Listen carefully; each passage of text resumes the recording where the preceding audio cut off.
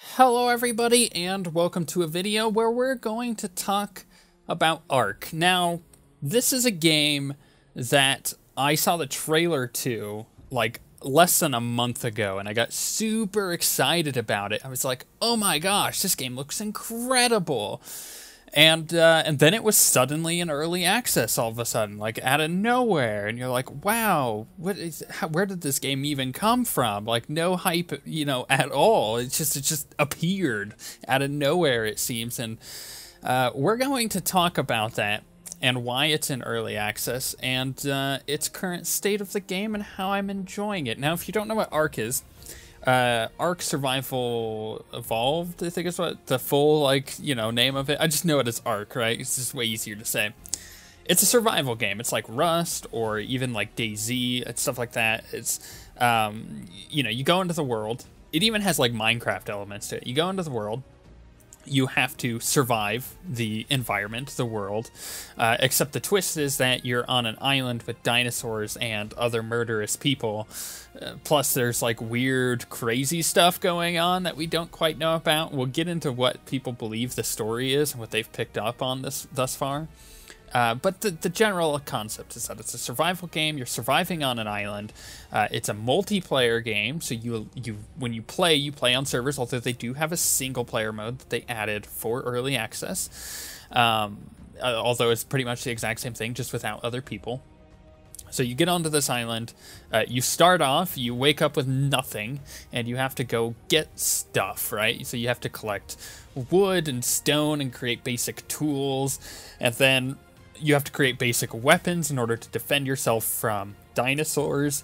And then you have to use those basic weapons to kill dinosaurs in order to get their, like their hides and stuff in order to create armor and whatnot. And it's a progressive thing, except unlike other survival games that go into early access, there's actually a lot of content here. And this island they put you on is massive. It is massive. I would say it feels like I've played a lot of DayZ, and it feels bigger than the DayZ map by a significant margin. And it's one of those games that just that for some reason they've managed to make, or for some way at least, they've managed to make a world that is so massive and can hold a lot of people in it. The most population on a server I've seen, the max people that I've seen for a server is 100, but the average official servers all have 70 people on there. I don't know if that's ever going to change, but basically this is a big multiplayer game. You join a server, you level up your character. If you die, your stuff gets dropped on the ground, and they have hardcore servers where you lose your levels that you had, but for the general consensus of all servers is that you keep your levels. So there is some sort of persistence there. And the official servers, you generally keep your stuff across all official servers, but if you had a house or anything, that's not there anymore when you switch servers. It would only be on that one specific server. So people tend to find one server and just hunker down and try to survive on that one. Now, where did this game come from, and why is it in early access? Well, it's in early access because it came out of literally nowhere, and this is basically the alpha test. The problems the game has at the moment is the problems that pretty much any alpha game has, right? It's poor performance.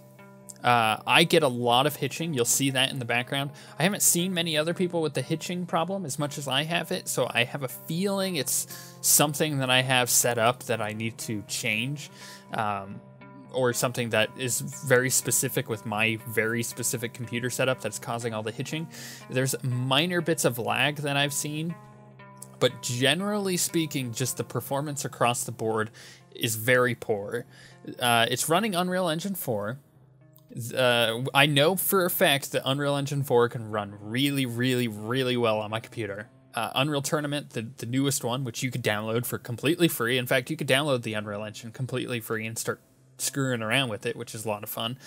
The Unreal Tournament runs at least, 90 to 100 frames per second on average now for me, which is really good. And that's that's Epic making their game on their engine, of course, but you can imagine that the Unreal Engine typically runs really well. I mean, it was a standard of Unreal Engine 3. It's a game, or it's a game engine that runs just very, very, very well, and that's why you see it in so many games, like Dungeon Defenders, right? Dungeon Defenders was made in the Unreal Engine. You wouldn't think that, you know, coming from an engine that typically was designed for FPS, but you can make anything in this engine, and Unreal Engine 4 is no exception, as we'll go into more detail here, but it should be running. This game should be running on max settings and be running at the very least 60 to 70 frames per second on average for me, right? That's on average for me.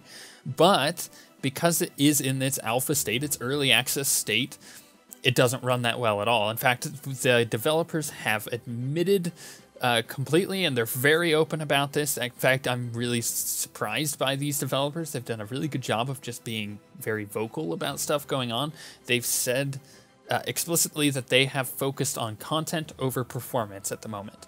And that shows, because not only do they have this massive, massive island that I talked about, but, and this is the most important part, there's stuff to do on the island.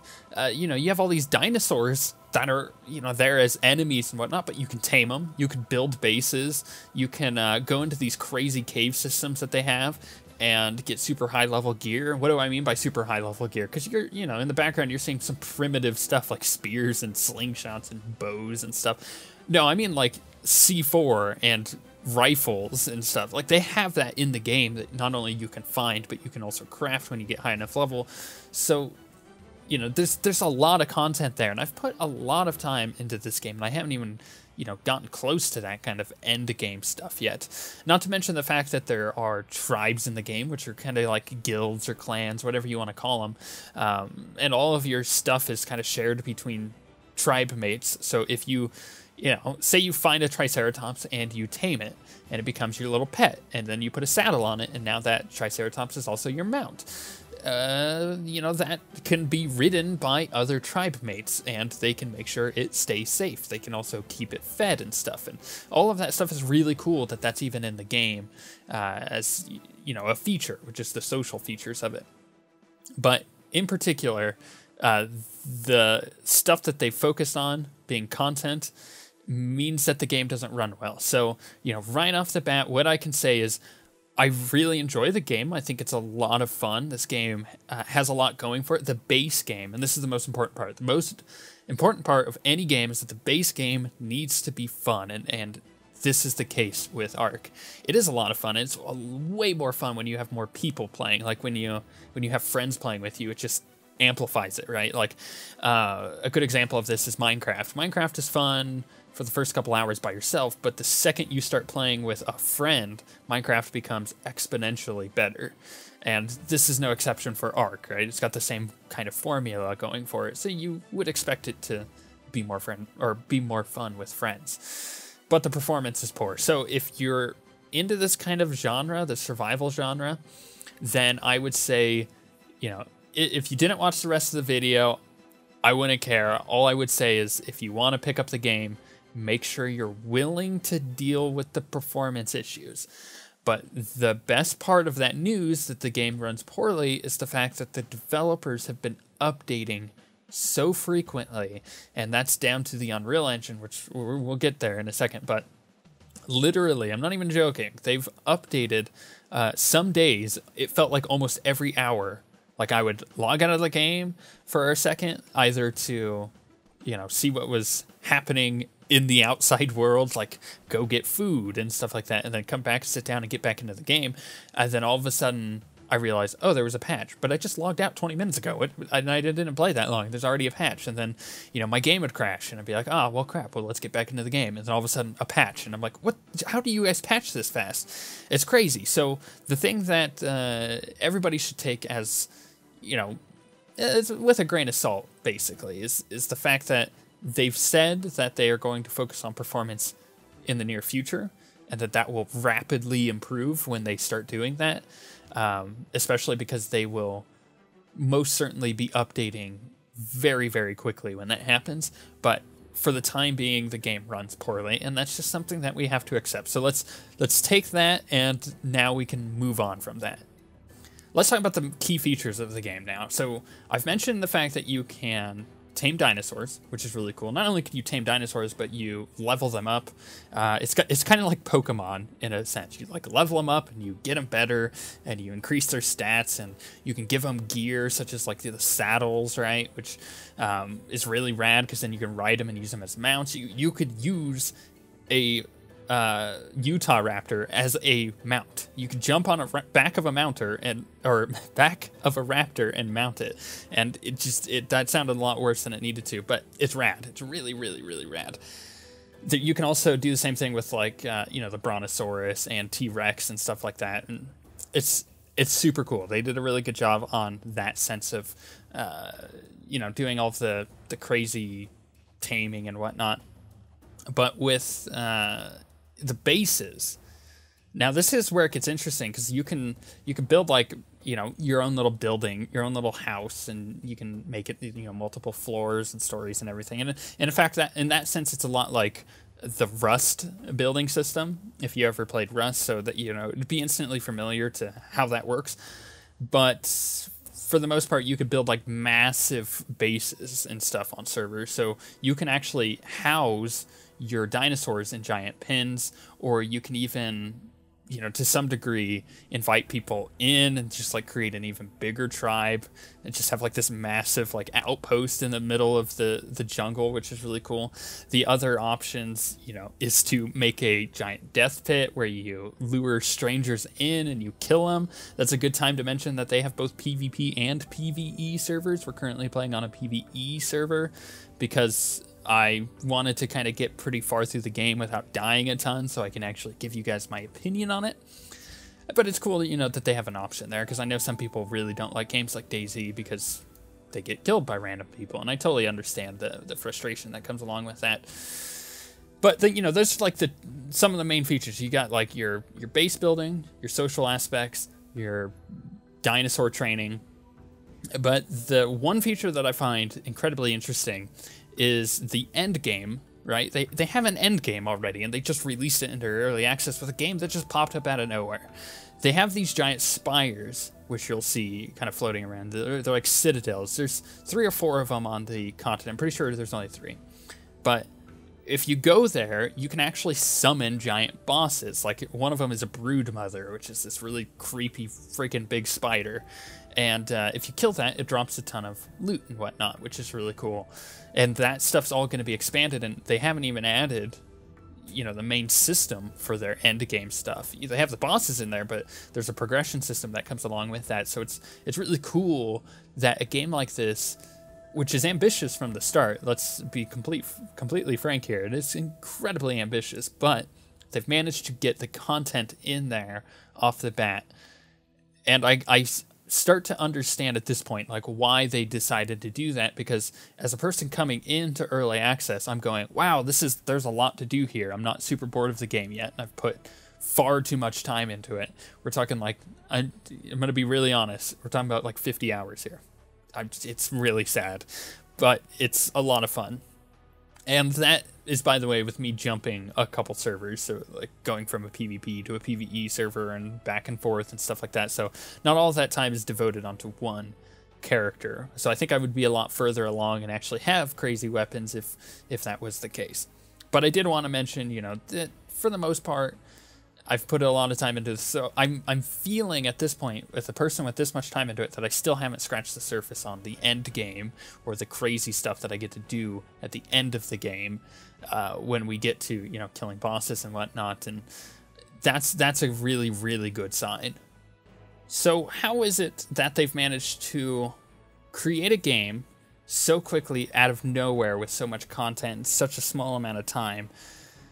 Well, let me just start off by saying I'm not in game development, so I can't speak, with absolute precision here, but I do have enough knowledge as someone who was going to go into game development when I got out of high school. That was actually quite a long time ago, now that I think about it. Coming on 10 years soon. Whew, that was a long time ago. But, the information still applies for the most part, and I do a lot of research nowadays on game development still, so I kind of have an idea of how this happened. Now, my assumption would be that the studio had a crazy concept for this game. As I said, it was very ambitious, and they probably had investors who were also interested in this crazy idea that they came up with, and they probably showed them a prototype, and the investor said, yeah, go for it. So at that point, the studio just went full on balls to the wall, grabbed the Unreal Engine, and started making their game. Now, the Unreal Engine is a huge part of this because it's actually really easy to use, Unreal 4 is, and it is conducive for making content quickly, in the fact that, you know, if you see like what they've done here, they've made an entire island with all these like dinosaur models and stuff. And, you know, even when it comes to animation and stuff, they've done that incredibly quickly because the Unreal Engine 4 does a really good job of already providing you tools to make this kind of thing, and do it with extreme speed. In fact, they've done it so quickly, right? They've done it so quickly that they haven't even gotten around to renaming some of their file systems yet, like on the game files. When you launch the game, if you do like a Control-Alt-Delete if you're running on Windows, and it pops up with the task manager, the game isn't called ARK Survival Evolved. No, it's called Shooter Game, right? Because they got the Unreal Engine and just started working with it as quickly as they could and then put it out. In fact, there's a lot of references in their file structure to, stuff that isn't part of their game, right? It's Unreal Engine stuff, and it's because that they just made it so quickly and got it so fast out to the public that they just haven't had time to go through all that yet. That's not a bad thing, It's not saying like that they've skimped out on stuff because they went quickly. Like, if you were to cook an amazing meal but cook it in half of the time, it's probably not going to be as good. You're probably going to miss out on some stuff, or maybe you're going to undercook things or overcook things because you use too much heat. You would assume the same goes for game development, and to some degrees it does. However, they've done a really good job of utilizing that amount of time that they have put into the game to creating something that's really big, something that functions despite the performance issues. And for the most part, I would say I'm not offended at all that they've gotten it out there that quickly. In fact, they have deals already to get this game on, when it was announced for Xbox One and PlayStation 4, and then early access for PC. So it comes out on Xbox and PlayStation 4 next year, which means they do have a deadline to keep. So they are getting to it. If you think about that, like, they're really getting to the game development as quickly as they could. And that's actually really impressive that they've managed to do that. I don't know many studios that would be able to push out a game like this that quickly. Despite the fact that there are bugs in the game. It is an alpha test, basically. Let's call it as it is. But for the most part, it's also running pretty well for an alpha test. It's got a lot of content there, and it doesn't really feel like it's just kind of came out of nowhere, even though it did. Like, when you think back, it's probably been maybe over 6 months since the start of their development till now, maybe less than that. Like, if you look at their launch trailer, their announcement trailer that they put out several weeks ago, like, that game, go watch the trailer, I would suggest it, because it would actually give you a better idea of what the game will look like in its final form.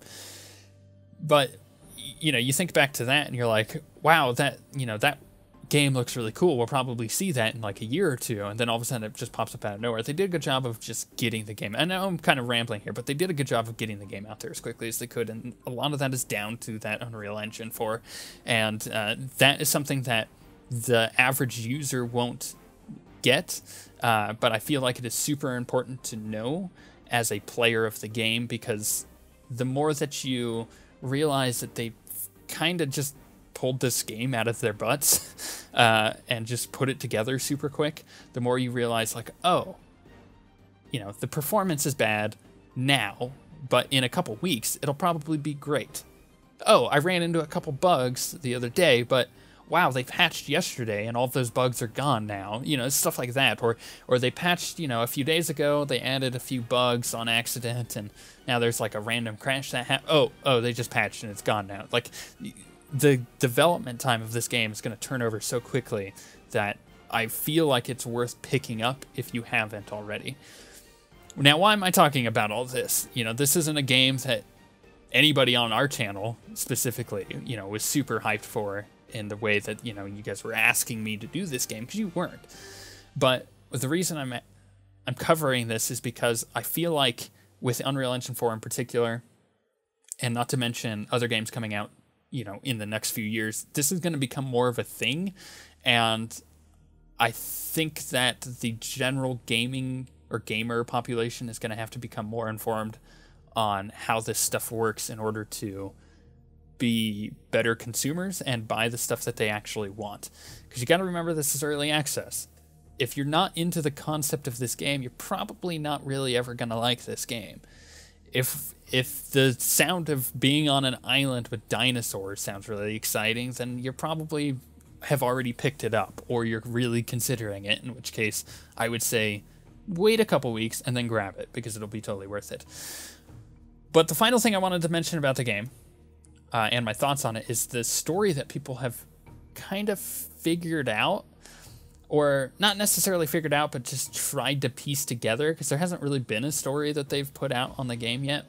But what people have assumed is that your character kind of wakes up on this island with a thing strapped to their, or put inside of their wrist, and that's like your level up system, right? And you look around, and there's all these pillars that are like in the sky, you know, these giant like citadels. There's dinosaurs everywhere. There's hostile people trying to kill you. And then there's like these supply drops that happen that have loot in them, and you're supposed to go get them. So people are starting to kind of piece it together, like, wait, are we on like a reality show kind of thing? You know, we were put on this island like a Jurassic Park kind of thing, and we're being used as entertainment for other people, like kind of like a Hunger Games setup. And that's really interesting to me, and I hope that they kind of take the weird stuff that they have going on in the game and just run with it, because no other game is doing that. Rust has some weird stuff going on with it, but it's pretty basic, and like even the original version of that game had zombies in it. And then you have DayZ, which, you know, people are starting to get really over zombies at this point, but now like dinosaurs with crazy like magic mythos stuff going on, that just sounds amazing, and I can't wait to see what they have going on for that. And you know, I'm a sucker for story, and I'm certainly a sucker for whatever they're doing here, because I'm enjoying the game. You know, here's my final thoughts. I'm enjoying the game. I feel like it has a lot of room to grow. I feel like the game will look incredibly good when they get the optimization running, you know, well. And it's got some just good ideas in it. And sometimes you need just a good idea that's well executed to have a good game. And I feel like they've executed their base game really well, which gives me hope for them executing the rest of the game really well. So if you're interested in ARK, it's in early access at the moment. I will be keeping up on this game, you know, in maybe a month's time, maybe even less than that. When they update the game, they get the performance running, I'll probably do another video and be like, okay, the performance is better. This is how the game looks when you're running at high settings, so on and so forth. And if you're not interested in the game at the moment, but you're like, maybe in the future, then when I make another video, you probably will want to catch up on that and just kind of see how it is. I mean, the game has literally this week been within the top 5 on Twitch, which is, it's hard to dethrone the top 5 on most days, because it's like League of Legends, Dota 2, Counter-Strike, like those are really, really hard to get off like the top 3. But the fact that ARK has been consistently within the top 5, oftentimes within the top 2 on people who are watching Twitch, says that the game is interesting to people. So I would assume that it's probably interesting to you guys. So if you want to see more of the game as it goes throughout development, let me know and I will cover it. Otherwise, I'm just going to be playing it and doing it on my own. Maybe I'll even do some streaming of it. Maybe it'll become like a huge stream game for me as the performance gets better. I don't know. But with that, I've rambled on a lot about this game, and hopefully you've gotten an idea of kind of what it is. hopefully the unedited gameplay is kind of giving you an idea of what to expect while you're playing. I apologize for any artifacting that happened during the video. That all is just stuff that happens from the hitching that I was getting, the performance issues, but that will be better in the future. But with that being said, we shall see you guys next time.